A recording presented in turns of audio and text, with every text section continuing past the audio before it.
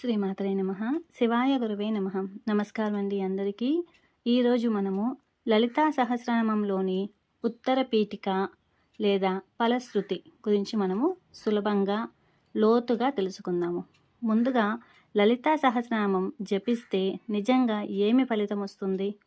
ఉత్తర పీఠికలో స్వయంగా అమ్మవారే ఇచ్చిన వరాలు ఏంటో తెలుసుకుందాము. ఇది కేవలం నమ్మకమా లేక శాస్త్రం ఏం చెబుతుందో కూడా తెలుసుకుందాము. ముందుగా మనము ఫలశ్రుతి అంటే ఏంటో తెలుసుకుందాము. లలితా సహస్రనామంలో చివరి భాగాన్ని ఉత్తర పీఠిక లేదా ఫలశ్రుతి అంటారనమాట. అంటే ఈ స్తోత్రాన్ని భక్తితో జపించిన వారికి ఎలాంటి ఫలితాలు లభిస్తాయో స్పష్టంగా చెప్పే ఒక పవిత్ర భాగం ఇది. మహర్షులు ఈ భాగాన్ని కేవలం ప్రబోధం కోసం మాత్రమే రాయలేదు. మనిషికి భక్తితో పాటు నమ్మకం కూడా అవసరం. ఎందుకంటే ఇప్పుడు మామూలుగా ఏదో ఒకటి మనం చదువుతూ ఉంటాము. ప్రతి సహస్రనామ స్తోత్రాలకు కానివ్వండి, లేదంటే ఏ స్తోత్రం తీసుకున్నా కానీ చివరికి ఆ స్తోత్రం యొక్క ఫలశ్రుతి అనేది ఉంటుందన్నమాట. అంటే ఆ స్తోత్రం పఠిస్తే ఏమి లాభం వస్తుంది అనేసని. కానీ ఇక్కడ మనము లాభము అనేసని చూసుకోవడం ఎందుకంటే ఆ ఫలితం రావాలి అనేది కూడా ఉంటుంది. కానీ ఎలాగా? భక్తితో శ్రద్ధగా ఎలాంటి తప్పులు లేకుండా చదివినప్పుడు మనకి ఆ ఫలితం అనేది వస్తుంది. మామూలుగా ఇప్పుడు ఆడియో పెట్టుకునేసి వింటూ చేసుకుంటూ ఉంటారు కదా, అలా చదివితే ఫలితం వస్తుంది అనేసి అనుకోవడం చాలా పొరపాటు అండి. మనము మన నోటి ద్వారా మన కర్మ ద్వారా భక్తితో చేసే ఏ స్తోత్రం అయితే చేస్తున్నామో ఆ స్తోత్రాన్ని పూర్తి శ్రద్ధగా మనము మన నోటితో చెబుతూ తప్పులు లేకుండా చేస్తామో, మన కర్మను చేస్తామో అప్పుడు ఆ ఫలితం అనేది వస్తుందన్నమాట. అలాగే లలితా సహస్రనామానికి కూడా ఫలశ్రుతి అనేది ఉంది. దాన్నే మనము ఉత్తర పీఠిక అని కూడా అంటామన్నమాట. మనం చేసే జపము మన జీవితంలో ఎలాంటి మార్పు తీసుకొస్తుందో తెలిసినప్పుడు మన సాధన ఇంకా బాగా సాగుతుందన్నమాట. ఇంకా శ్రద్ధగా అమ్మ మీద నమ్మకంతో చక్కగా సాగుతుంది. ఇంకా అదేమంటారంటే ఒక బాండింగ్ అనేది ఏర్పడుతుంది. ముందుగా మనం ఫలశ్రుతిలో మొదటి ఫలితం గురించి తెలుసుకుందాం. అదే పాపనాశనం. ఇది కేవలము పాపాలు పోతాయని మాత్రమే అర్థం కాదండి. మన మనసులో ఉండే నెగిటివ్ ఆలోచనలు కానివ్వండి, భయం కానివ్వండి, అసూయ, కోపము, అశాంతి ఇవన్నీ కూడా నెమ్మదిగా తగ్గుతాయి అనేసి చెబుతోంది. లలితానామాలను జపిస్తున్నప్పుడు మనసు దేవి మీద అంటే అమ్మ మీద ఏకాగ్రత అవుతుంది. ఆ ఏకాగ్రత వల్ల మనసు ఒక లోతైన ఒక మంచి ప్రశాంతమైన అనుభవం వస్తుందన్నమాట. అది మీరు ఎప్పుడైనా శ్రద్ధగా కూర్చొని దీపం పెట్టేసి లేదంటే ఒక చోట కూర్చొని ఒక నామం తీసుకొని పదే పదే మీరు ఏ నామం అయితే చెబుతున్నారో అది తప్పులు లేకుండా కళ్ళు మూసుకొని ఆ నామాన్ని గమనిస్తూ ఉండండి. మీకు మనసులో ఒక ప్రశాంతత అనేది ఏర్పడుతుంది. ఒక్కసారి గమనించి చూడండి. అదే నిజమైన పాపనాశనం అవుతుంది మనకి. ఇంకా రెండో ఫలితం గురించి శాంతి ఇంకా మానసిక ఆరోగ్యం. ఇక్కడ నేను మానసిక ఆరోగ్యం అంటున్నానండి, గుర్తుపెట్టుకోండి. ఈ రోజుల్లో మనకి అనేక సమస్యలు ఉన్నాయి. శరీరంగా కానివ్వండి, మనసు అంటే మానసికంగా కానివ్వండి. అనారోగ్యాలు అనేటివి ఉంటున్నాయి కదా కొంచెము. కానీ లలితా సహస్రనామం జపము మన శ్వాసను నెమ్మదిపరుస్తుందన్నమాట. అంటే మనం శ్వాస ఒక్కొక్కసారి ఫాస్ట్గా తీసుకుంటూ ఉంటాం, మనకి తెలియకుండానే తీసుకుంటూ ఉంటాం. కానీ మనం ఎప్పుడైతే అమ్మవారి నామాలను జపిస్తూ ఉంటామో పదే ఆ నామాన్ని ఉచ్చరిస్తూ ఉంటామో మన శ్వాస అనేది ఉంటుంది కదా, అది మెల్లగా స్లో అవుతుంది. ఎప్పుడైతే ఆ శ్వాస నెమ్మదిస్తుందో మనసు ప్రశాంతమవుతుంది. మనసు ప్రశాంతమైతే శరీరం కూడా సహజంగా ఆరోగ్యంగా ఉంటుందన్నమాట. అందుకని ఉత్తర పీఠికలో ఆయుష్ మరియు ఆరోగ్యము ప్రత్యేకంగా మనకి చెప్పబడింది. ఇంకా మూడవ ఫలితం గురించి తెలుసుకుందాం.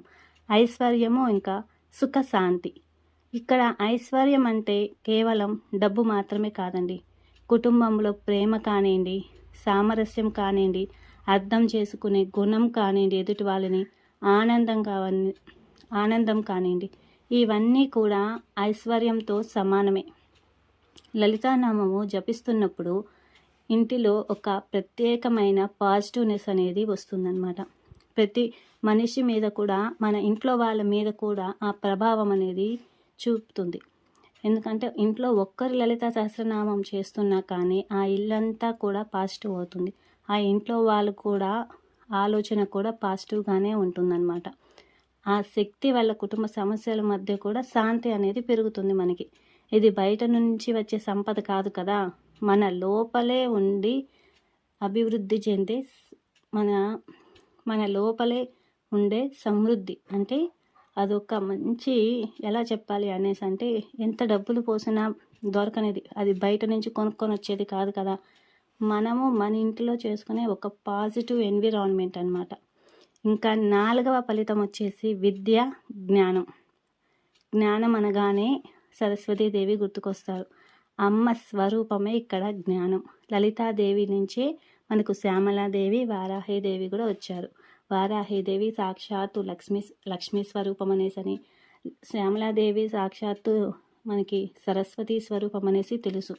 లలితానామాలను నిత్యం స్మరించడం వల్ల మన బుద్ధి కూడా స్పష్టత వస్తుంది. అంటే మనం తీసుకునే నిర్ణయం పైన కూడా ఒక ఏమంటారంటే, మనం తీసుకునే నిర్ణయం కూడా అది కరెక్టా కాదా అనే ఒక అవగాహన అనేది వస్తుంది. ఏకాగ్రత పెరుగుతుంది. మనం తీసుకునే నిర్ణయం పైన ఒక శక్తి అనేది పెరుగుతుందన్నమాట. ఇంకా విద్యార్థులైనా, ఉద్యోగాలు చేసే వాళ్ళైనా, గృహిణులైనా ఈ నామం అందరూ చేసుకోవచ్చండి. వీళ్ళు చేయొచ్చు, వాళ్ళు చేయకూడదు అనేసి ఎక్కడా లేదు. చిన్న పిల్లల దగ్గర నుంచి పెద్దవాళ్ళ వరకు చక్కగా అమ్మవారి నామాన్ని స్మరిస్తూ ఉండొచ్చు అన్నమాట. ఇది మనకి పరీక్షల కోసం మాత్రమే కాదు, మన జీవితాన్ని సరిగ్గా నడిపించటానికి సహాయపడే జ్ఞానం అన్నమాట. మన జీవితం ఎటుపోతుందో మనకే ఒక్కొక్కసారి తెలియదు, కానీ అమ్మ చేతుల్లో పెడితే అది సరైన మార్గంలోనే నడుస్తుంది. ఎందుకంటే అమ్మకు అన్నీ తెలుసు, మనకి ఏది మంచి ఏది చెడు అనేది అమ్మకు ఖచ్చితంగా తెలుసు. ఈరోజు ఏదైనా జరిగి ఉండొచ్చు, కానీ ఆ జరిగిన దానికి మనకి వచ్చే ఫలితం అనేది వేరేది ఉంటుంది కదా.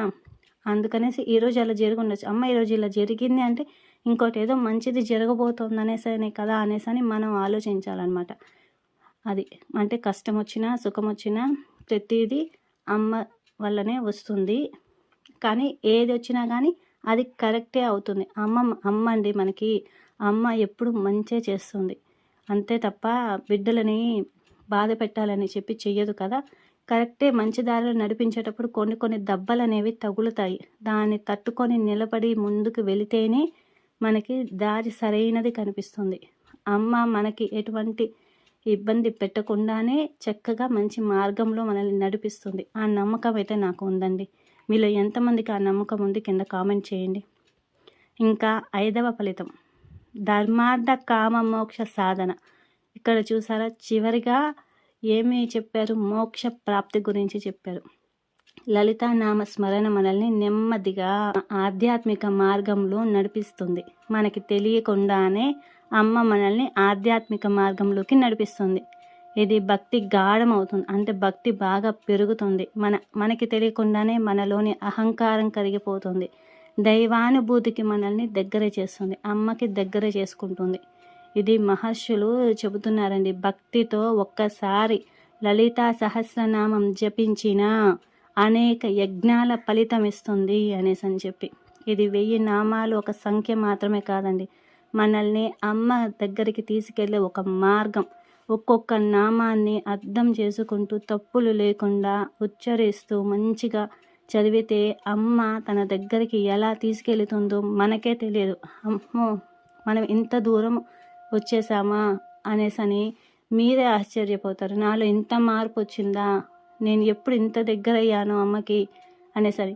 కాబట్టి తర్వాత నెక్స్ట్ వచ్చే వీడియోస్లో మనము ఒక్కొక్క నామాన్ని చక్కగా తప్పులు లేకుండా ఎలా చదవాలి, ఎలా సరైన ఉచ్చారణతో చెయ్యాలి, ప్రతి నామాన్ని అర్థం చేసుకుంటూ చక్కగా అమ్మకి ఇంకా దగ్గర అవుతాము.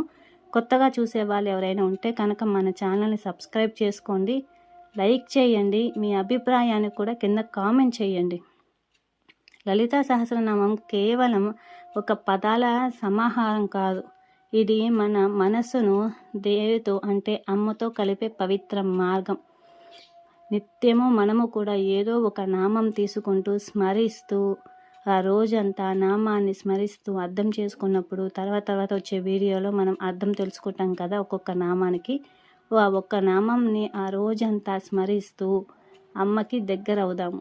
ఆ నామాన్ని మన జీవితానికి అనుసరించే అంటే ఆ నామంలో ఏమైతే అర్థం ఉంటుందో దాన్ని మనము అనుసరిద్దాము, మన జీవితానికి అన్వయించుకుందాము. ఆ యొక్క సాధన ఎలా ఉంటుందో అసలు నేను మాటలో చెప్పలేనండి. అందుకంటే నేను ఒక నామాన్ని 108 సార్లు చేస్తున్నప్పుడు నాకు కలిగిన ఒక అనుభూతిని చెబుతాను. మనకి 4వ నామమైన చిదగ్ని కుండ సంభూత అనేసి వస్తుంది కదా, దాన్ని నేను 108 సార్లు చేసినప్పుడు నా అనుభవం మీతో చెప్తున్నాను. ఎలా అనిపించిందంటే అమ్మవారు చిదగ్ని కుండం నుంచి ఆవిర్భవించారు. అంటే అమ్మవారు అలా ఆవిర్భవించినప్పుడు చిదగ్ని కుండం అంటే శివుడి 3వ నేత్రం నుంచి రగిలిన అగ్ని అన్నమాట. అది వచ్చేసి మన అజ్ఞానాన్ని దహింపచేసే అగ్ని. ఆ అగ్నిలో నుంచి అమ్మవారు అలా ఉద్భవిస్తున్నప్పుడు ఏమనిపించిందంటే నాకు మనలోని అహంకారము, మనలోని ఆ నెగిటివిటీ, మనలోని ఒక చెడు భావాలు అంటే ఉంటాయి కదా, కొన్ని ఆలోచనలు కానివ్వండి, ఈ అసూయలు కానివ్వండి, మనం కంట్రోల్ చేయలేము, ఇలాంటివన్నీ ఉంటాయి కదా, అవి అన్నీ కూడా అమ్మ నాలో దగ్ధం చేస్తూ పైకి లేస్తుంది అనే ఒక అనుభవం వచ్చింది. అది అసలు నేను మాటలు చెప్పలేను. అసలు ఆ రోజంతా కూడా నా మనసు ఎంత ప్రశాంతంగా ఉంది అనేసి అంటే, అందుకని నేను అప్పుడే అనుకున్నానండి, ఒక్కొక్క నామాన్ని అర్థం చేసుకొని జపిస్తే కనుక, సాధన చేస్తే కనుక మనలో చాలా అంటే చాలా మార్పు వస్తుంది. తప్పకుండా మీరు ప్రతి ఒక్కరూ కూడా అందరూ అమ్మకి దగ్గర అయ్యి అమ్మ నామాలకి అర్థం తెలుసుకుంటూ, అమ్మ నామాలనే కాదండి, మీరు ఏ స్తోత్రం తీసుకున్నా కానీ ఆ స్తోత్రానికి అర్థం చేసుకోండి. అర్థం చేసుకొని విని ఊరుకోవద్దండి, మీరు సాధన చెయ్యండి.